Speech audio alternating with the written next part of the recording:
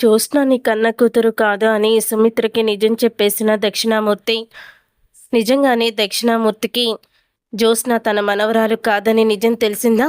అసలు ఇదంతా ఎలా జరగబోతుందనేది ఈ వీడియోలో తెలుసుకుందాం. వీడియో నచ్చితే తప్పకుండా లైక్ చేయండి. దక్షిణామూర్తి తనకి పోటీగా రెస్టారెంట్లన్నీ కూడా పెడుతున్నాడని తెలుసుకొని శివన్నారాయణకి అనుమానమైతే వస్తుంది. అసలు ఆఫీసులో ఉన్న విషయాలు వాళ్ళకి ఎలా తెలుస్తున్నాయి? ఈ దక్షిణామూర్తి నేను చెప్పిన ప్లేస్లో మేం పెడుతున్న రెస్టారెంట్ ముందే ఎలా రెస్టారెంట్ పెడుతున్నాడు? ఎవరైనా ఆఫీస్లో తన మనిషి ఉన్నాడా అని ఆలోచిస్తూ ఉంటాడు. అలా ఆలోచిస్తూ బయటికి వచ్చేసరికి దక్షిణామూర్తి సూరజ్తో మాట్లాడడం చూసి షాక్ అయిపోతూ ఉంటాడు శివన్నారాయణ. కార్తిక్, దీప కూడా అలా షాక్ అయిపోయి ఉండిపోతారు. అప్పుడు ఇక సూరజ్ దక్షిణామూర్తితో చాలాసేపు కూడా మాట్లాడుతూ ఉంటాడు. కానీ మాట్లాడుతూ ఉంటే అప్పుడు మాత్రం అనుమానం అయితే వస్తుంది శివన్నారాయణకి అనుమానం రావడంతో ఇక దక్షిణామూర్తి వెళ్ళిపోయిన తర్వాత శివన్నారాయణని ఆపి ఇలా అంటూ ఉంటాడు, అసలు ఏం జరుగుతుంది?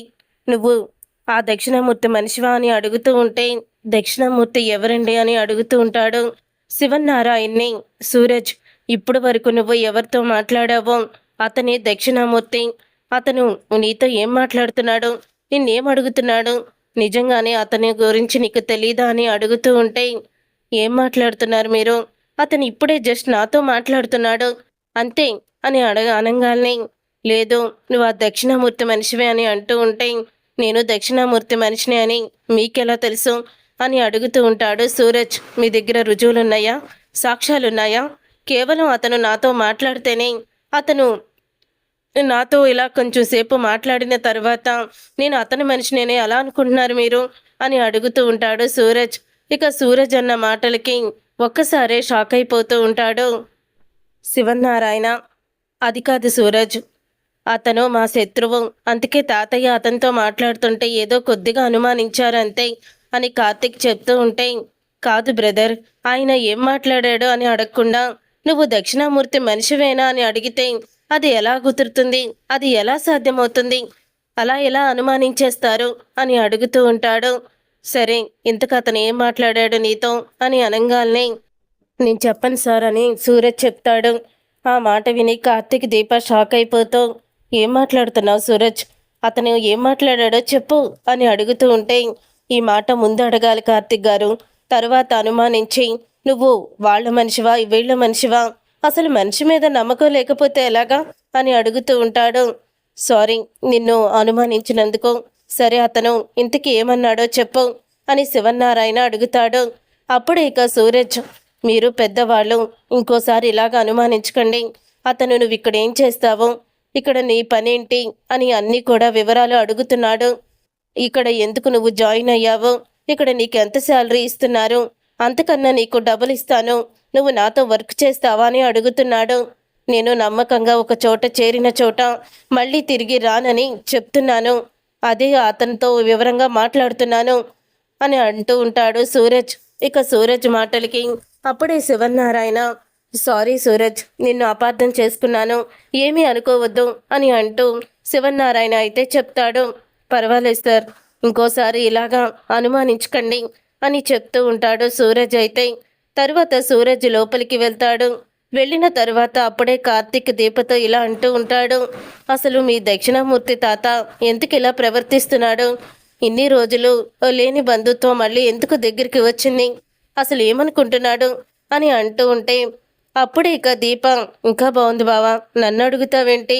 వెళ్ళి కావాల్సి ఉంటే దక్షిణామూర్తి తాతనే అడుగు, ఏంటో సమాధానం చెప్తాడు కదా అని అంటూ ఉంటుంది దీప. అప్పుడే ఇక శివన్నారాయణ తన క్యాబిన్కి రమ్మని కార్తిక్కి చెప్తాడు. ఇక కార్తిక్ అయితే వెళ్తాడు. దక్షిణామూర్తి మనకి పోటీగా రెస్టారెంట్లు పెడుతున్నాడు, మన ఆఫీసులో ఉన్న విషయాలు దక్షిణామూర్తికి తెలుస్తున్నాయి, అవి ఎలా తెలుస్తున్నాయో ఏంటో ఏమీ కూడా అర్థం కావడం లేదు అని చెప్తూ ఉంటే ఇక ఆ మాట విని ఒక్కసారి షాక్ అయిపోతూ ఉంటాడు కార్తిక్. తాత, నువ్వు చెప్పేది నిజమేనా? అందుకని సూరజ్తో మాట్లాడుతూ ఉంటే అప్పుడే ఇక సూరజ్ అయితే నా మీద కోప్పడ్డాడు అని చెప్తూ ఉంటే ఇక ఆ మాట విని, నువ్వు అనుమానించడంలో తప్పులేదు తాత, సూరజ్ని నేను కనుక్కుంటాను, నేను మాట్లాడతాను, ఎలా మాట్లాడాలో నాకు తెలుసు. అంటే మన ఆఫీస్‌లోనే ఎవరో దక్షిణామూర్తికి సలహాలు ఇస్తున్నారన్నమాట. ఎవరో తెలుసుకుంటాను. కార్తీక్ అయితే చెప్తాడు. అలా కార్తీక్ చెప్పిన తర్వాత అప్పుడే ఇక శివన్నారాయణ అంటూ ఉంటాడు. మళ్ళీ దక్షిణామూర్తి మన జీవితంలోకి వస్తే ఏదో ఒకటి సమస్యని తీసుకొస్తాడు కార్తీక్. వాడి గురించే నాకు భయమేస్తుంది అని చెప్తూ ఉంటే ఇక ఆ మాట విని ఒక్కసారి కార్తీక్ అలాంటిదేమీ జరగదు. నువ్వేమి కంగారు పడుకు తాత అంటూ కార్తీక్ బయటికైతే వెళ్తాడు. కార్తీక్ బయటికి వెళ్ళిన తర్వాత అప్పుడే ఇక దీప ఏమైంది బావా, ఎందుకు నీతో తాత పర్సనల్గా మాట్లాడాలన్నారు అని అడుగుతూ ఉంటే ఏముందా, మీ దక్షిణామూర్తి తాత పోటీగా రెస్టారెంట్లు పెడుతున్నాడట. ఆఫీస్లో వాళ్ళే ఎవరో మన ఆఫీస్ విషయాలన్నీ కూడా బయట పెడుతున్నారని తాతకి అనుమానం వచ్చింది. ఆ అనుమానంతోనే దక్షిణామూర్తి తాతతో మాట్లాడుతుంటే సూరజ్ మీద అనుమానపడ్డారు. కానీ నాకు అదే అర్థం కావడం లేదు. ఇక్కడ పెట్టిన బ్రాంచుల గురించి అసలు దక్షిణమూర్తి తాతయ్యకి ఎవరు చెప్తున్నారు అని అడుగుతూ ఉంటే నాకు తెలిసి జ్యోత్స్న మీదే అనుమానంగా ఉంది బావా అని అంటూ ఉంటుంది దీప. ఏంటి జ్యోత్స్న మీద అని అనగానే అవును బావా, తను సీఈఓ అవ్వలేదని, ఎలాగైనా సరే తను కంపెనీని నాశనం చేయాలని, నేను సీఈఓగా ఉన్నప్పుడు కంపెనీకి నష్టాలు వస్తే నన్ను సీఈఓ సీట్లో నుంచి దింపేయొచ్చని, ఒకవేళ జ్యోత్స్నానే దక్షిణామూర్తి తాతయ్యకి ఇవన్నీ కూడా చెప్తుందేమో అని అంటూ ఉంటే మరి ఇందాక వచ్చినప్పుడు ఏమీ సంబంధం లేనట్టు మాట్లాడింది కదా అని కార్తీక్ అంటాడు. జ్యోత్స్న గురించి నీకు తెలీదా బావా? జ్యోత్స్న ఎలాంటి నాటకాలు వేస్తుందో. మరి అలాంటప్పుడు ఇప్పుడు కూడా నాటకమే అయి ఉండొచ్చు కదా. మామయ్య గారు సీఈఓగా ఉన్నప్పుడు శత్రువైన ఆ వైరాతో చేతులు కలిపి కాశీ మనసు మార్చేలా చేసి కాశీని ఎలాగైనా సరే తన వైపుకి తిప్పుకుంది చూడు. అంత మంచివాడిని కూడా నాశనం చేసింది. ఇప్పుడు కూడా మావయ్య అప్పుడు తన చేసిన స్కామ్ గురించి బయట పెడతాడేమని భయంతో ఇదంతా చేసింది కదా. ఇప్పుడు కూడా అలాగే చేసి ఉంటుంది. నాకు తెలిసి దక్షిణామూర్తి తాతయ్యతో జ్యోత్స్నాని ఇవన్నీ చెప్తుందేమో అని అంటూ ఉంటుంది దీప. దీప మాటలు శివన్నారాయణ చాటుగా వినేస్తాడు. ఇక చాటుగా వినేసి ఇదంతా కూడా నిజంగానే జ్యోత్స్నానే చేసిందా? జ్యోత్స్నానే దక్షిణామూర్తికి ఇవన్నీ కూడా చెప్తుందా? ఇప్పుడు ఎలా తెలుసుకోవాలి అని సూరజ్ మాటలు గుర్తు చేసుకుంటూ ఉంటాడు. అనుమానం వచ్చినప్పుడు సాక్ష్యాలతో సహా అనుమానం ఏంటో నిరూపించాలి, అంతే తప్ప నిందలు వెయ్యకూడదని సూరజ్ అన్న మాటలన్నీ కూడా గుర్తు చేసుకొని అప్పుడు శివన్నారాయణ అసలు జ్యోత్స్నాని ఇదంతా చేస్తుందో లేదో ముందు తెలుసుకుంటాను, తెలుసుకున్న తరువాతే అప్పుడు ఏదో ఒకటి యాక్షన్ తీసుకుంటాను అని శివన్నారాయణ మనసులో అనుకుంటూ ఉంటాడు. శివన్నారాయణ ఇంటికి వెళ్తాడు. ఇంటికి వెళ్ళిన తర్వాత అప్పుడే ఇక అంటూ ఉంటుంది, పారిజాతం వచ్చేసారా, రండి భోజనం సిద్ధం చేశాను అని చెప్తుంది. జ్యోత్స్న ఏది అని అడుగుతూ ఉంటే జ్యోత్స్న ఇంకా ఇంటికి రాలేదు అని అనగానే జ్యోత్స్న ఇంకా ఇంటికి రాలేదా, అదేంటి జ్యోత్స్న ఇంటికి రాకపోవడం అని అడుగుతూ ఉంటాడు శివన్నారాయణ. ఏదో పనుందని చెప్పిందండి, అందుకనే ఇంటికి రాలేదు అని అనగానే అప్పుడే శివన్నారాయణ జ్యోత్స్నకి ఫోన్ చేస్తాడు. ఇంతలో జ్యోత్స్న అయితే ఇంటికి వస్తూ ఉంటుంది. ఇంటికి వస్తున్న జ్యోత్స్నాని చూసి అదేంటి ఆఫీసు నుంచి నువ్వు తొందరగానే వచ్చేసావు కదా, మరి ఇప్పుడేంటి ఇంత లేటుగా ఇంటికి వస్తున్నావు అని అడుగుతూ ఉంటాడు. అది తాత, బయట పనుంది, ఫ్రెండ్ని కలిసి వస్తున్నాను అని అంటూ ఉంటుంది జ్యోత్స్న. జ్యోత్స్న మాటలు అనుమానాన్ని కలిగిస్తూ ఉంటాయి శివన్నారాయణకి. నిజంగానే నువ్వు నీ ఫ్రెండ్ని కలవడానికి వెళ్ళావా, ఒకసారి నీ ఫ్రెండ్కి ఫోన్ చెయ్యి అని అడుగుతూ ఉంటాడు. అంటే నా మీద అనుమానమా తాత నీకు, నేను మరి ఎక్కడికి వెళ్ళుంటానని అని అంటూ ఉంటుంది జ్యోత్స్న. చూడు జ్యోత్స్న, బయట రోజులు అసలే బాగోలేదు, నువ్వు ఇలాగా బయట తిరగడం మంచిది కాదు, లోపలికి వెళ్ళు అని శివన్నారాయణ చెప్తాడు. పైనుంచి సుమిత్ర అయితే వింటూనే ఉంటుంది శివన్నారాయణ మాటలు. ఎప్పుడూ లేనిది మావయ్య గారు జ్యోత్స్నకి జాగ్రత్తలు ఎందుకు చెప్తున్నారు, అసలు ఏం జరుగుంటుంది, ఏమీ అర్థం కావడం లేదు అని సుమిత్ర శివన్నారాయణ దగ్గరికి అయితే వెళ్తుంది. ఏంటి మావయ్య గారు, జ్యోత్స్న లేటుగా వచ్చిందని మీరు ఎందుకు భయపడుతున్నారు, బయట బాలేదు అని ఎందుకు అంటున్నారు, ఏం జరిగింది చెప్పండి అని అడుగుతూ ఉంటే ఆ మాట విని అప్పుడే ఇక అంటూ ఉంటాడు శివన్నారాయణ. ఈరోజు ఆ దక్షిణామూర్తి ఆఫీస్కి వచ్చాడమ్మా అని అనగానే ఏంటి మావయ్య గారు మీరు మాట్లాడేది? ఏంటి మా నాన్న ఆఫీస్‌కి వచ్చాడా? ఎందుకు వచ్చాడు? అని అడుగుతూ ఉంటుంది. ఎందుకు వచ్చాడో తెలీదు. కానీ వచ్చాడు. వచ్చిన తర్వాత ఏం చేశాడో తెలుసా? మీ పోటీగా నేను కూడా రెస్టారెంట్ పెడుతున్నాను అని మన ఆఫీసులో తెలియకుండా ఉండాల్సిన విషయాలన్నీ అతనికి తెలిసాయి. మనకి పోటీగా పెడతానని, నేనేంటో చూపిస్తానని చెప్పి అంతా కూడా చెప్తున్నాడు. అదే అర్థం కాలేదు ఏం జరిగిందో. ఎవరో కావాలని ఇదంతా కూడా అతనికి చెప్తున్నారు. ఒకవేళ జ్యోత్స్నానే తనని సీఈఓ చెయ్యలేదని కోపంతో ఇదంతా చేస్తుందేమో అని అనుమానమైతే మొదలయ్యింది. అందుకని అనుమానం వచ్చి నేనే జ్యోత్స్నాని ప్రశ్నిస్తున్నాను అని శివనారాయణ అనడంతో, లేదు మావయ్య గారు, మనకి శత్రు అని చెప్తే ఇంకెందుకు మాట్లాడుతుంది మా నాన్నతో జ్యోత్స్న, తను మాట్లాడదు అని అంటూ ఉంటే, నీకు తెలీదమ్మా, జ్యోత్స్న గురించి పూర్తిగా నీకు వివరాలు తెలియవు.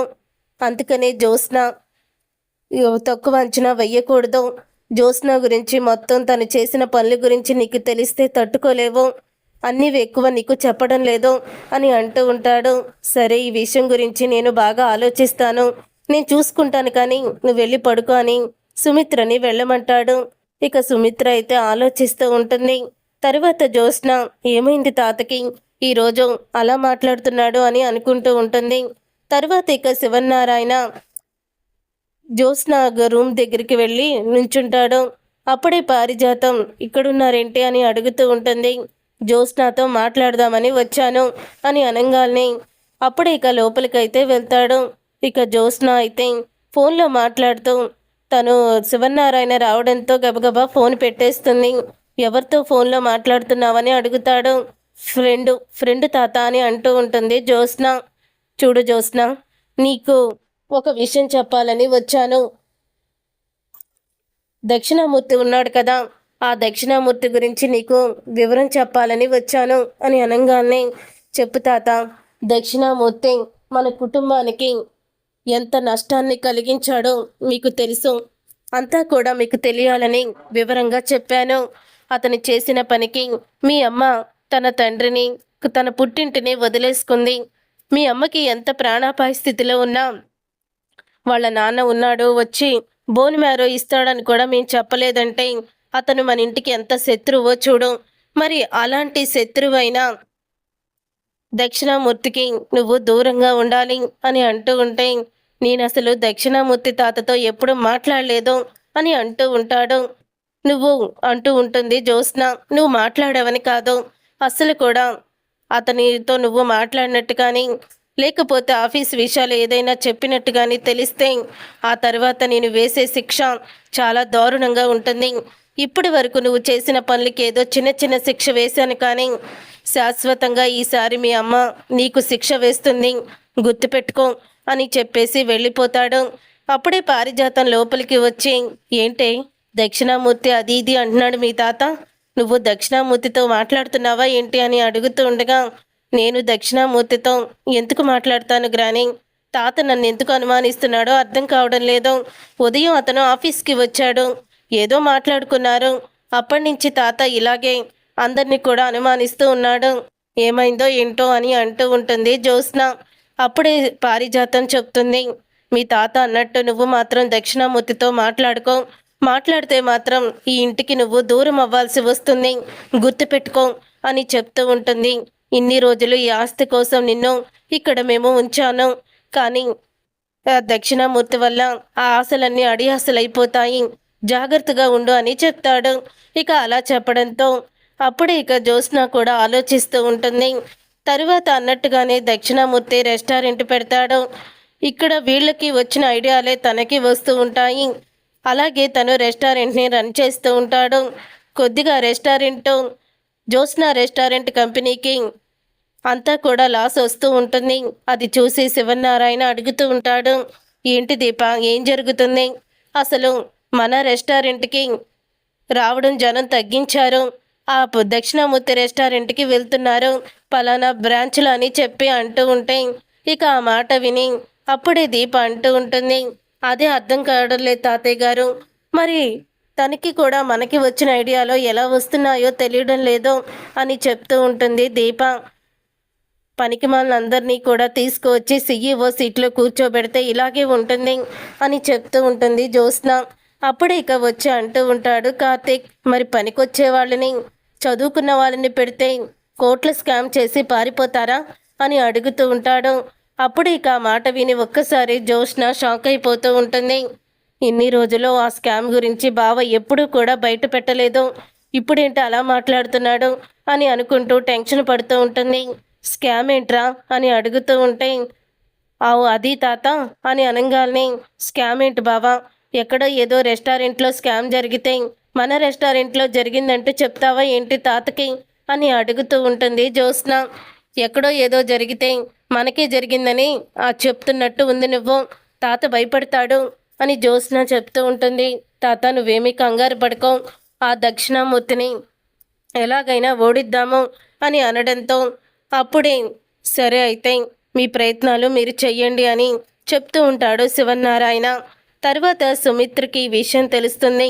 దక్షిణామూర్తి పోటీగా రెస్టారెంట్లు పెట్టడం, అలాగే ఈ కంపెనీని దెబ్బ కొట్టాలని ప్రయత్నించడం మొదలు పెడుతున్నాడని తెలుసుకొని ఇక తన తండ్రిని నిలదీసి, అసలు ఇదంతా ఎందుకు చేస్తున్నావు, ఆఫీసులో విషయాలు నీకెలా తెలుస్తున్నాయి అని అడగడానికి సుమిత్ర అయితే దక్షిణామూర్తి దగ్గరికి వెళ్తుంది. అలా దక్షిణామూర్తి దగ్గరికి సుమిత్ర వెళ్ళడంతో ఇక దక్షిణామూర్తి సుమిత్రని చూసి షాక్ అయిపోతూ, అమ్మ సుమిత్ర, ఎన్ని సంవత్సరాలైందమ్మా నువ్వు నా దగ్గరికి వచ్చి అని అడుగుతూ ఉంటాడు. ఇప్పుడు కూడా నేను నీ కూతురుగా రాలేదు, శివనారాయణ ఇంటి కోడలుగానే వచ్చాను అని సుమిత్ర చెప్తుంది.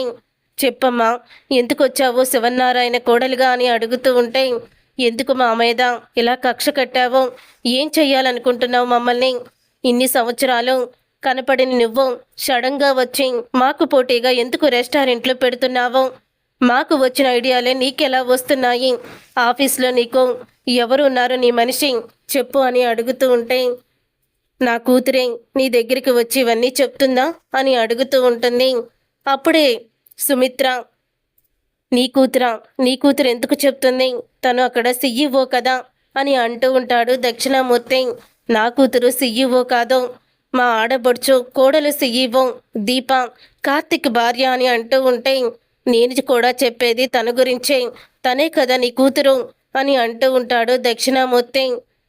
ఏం మాట్లాడుతున్నావు నువ్వు, నా కూతురు జ్యోత్స్న అని అనగానే పొరపాటు పడుతున్నావు సుమిత్ర, నీ కూతురు జ్యోత్స్న కాదు, నీ కూతురు దీప అని అనగానే అప్పుడే ఒక్కసారి సుమిత్ర షాక్ అయిపోతూ, ఏంటి ఇదో కొత్త నాటకమా అని అడుగుతూ ఉంటుంది. కొత్త నాటకమో ఏమీ కాదు, నేను చెప్పేది అక్షరాల నిజం. ఈ మధ్యన నాకు ఈ నిజం తెలిసింది. పారిజాతం నీకు పుట్టిన పాపని మార్చేసి తనకి పుట్టిన పాపని తీసుకువచ్చి నీ ఒడిలో పడుకోబెట్టింది.